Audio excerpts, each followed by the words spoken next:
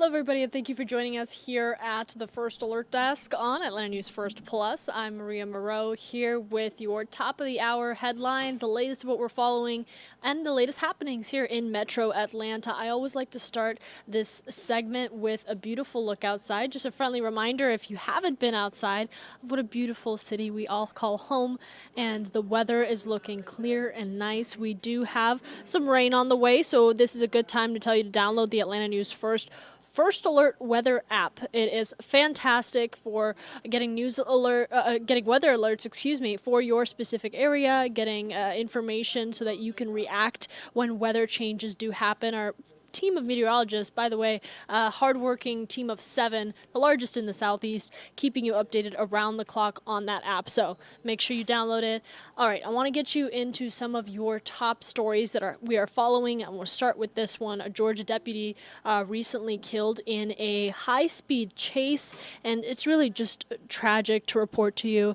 That officer has died after an Alabama police officer hit him with his cruiser during a chase. Now, again, that happened during along the Interstate 85 in Chambers County. That's in Alabama.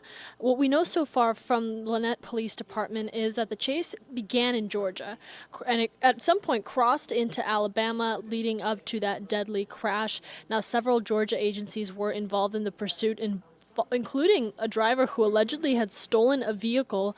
Now, sometime during that chase, a Lynette police officer did hit and kill the Georgia deputy. The Lynette police officer has been put on administrative leave while the investigation remains ongoing. We have more information on that deputy for you on our website at AtlantaNewsFirst.com. We'll keep you posted. And renewed calls 1 year later for this woman. Police are asking for your help catching a suspect they say ran over and killed a 9-year-old boy and then drove off. This hit and run happened a year ago, and you can imagine the family has waited a long time for a break in the case. And as our very own Madeline Montgomery will tell you, this is what police want you to know. Police believe a woman named Tomasa Mendoza hit and killed a young boy right here on Cleveland Avenue, where a memorial still stands for him. And a year later, police think his family may finally have closure with your help. This is Tomasa Mendoza. Mendoza's 58, 5'2", and has brown hair and brown eyes. Police say Mendoza was driving a red Toyota pickup truck when she hit and killed Jamal Dean. A witness says she didn't even stop to check on him.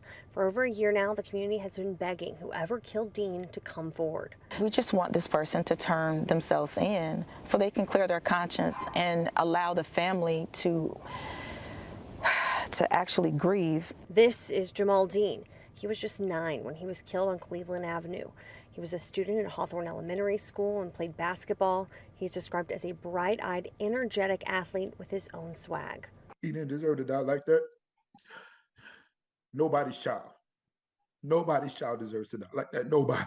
Police say if you know anything about where Mendoza could be, you're asked to contact them. You can even do it anonymously through Crime Stoppers, and there is a $10,000 reward. Reporting off Cleveland Avenue, I'm Madeline Montgomery, Atlanta News First.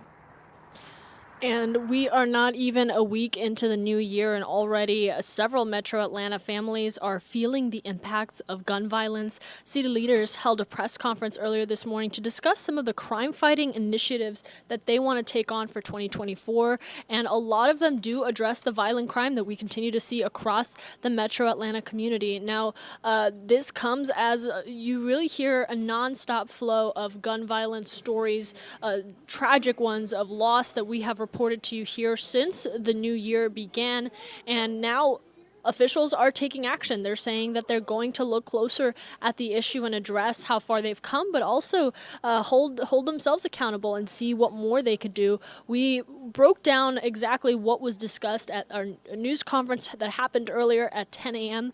Make sure you download the Atlanta News First app where you can read more about it, as well as view our full report from our very own Atlanta News First reporter, Rebecca Schramm.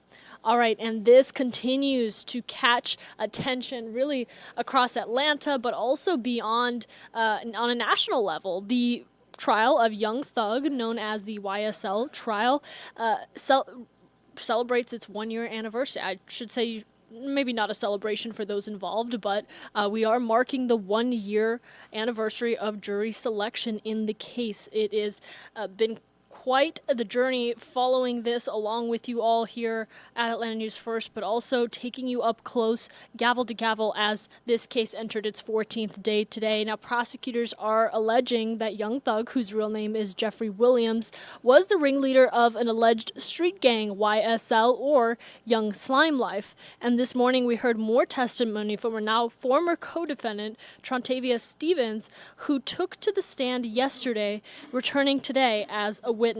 Now, Atlanta News First has been in the courtroom giving you continuous access to this trial. If you haven't been following along, I highly recommend. This has been really fascinating to follow and really a trial that has captured so much attention across the board. We will continue to stream that for you across Atlanta News First Plus. You can watch it for free on Roku TV, Fire TV, Apple TV, and YouTube.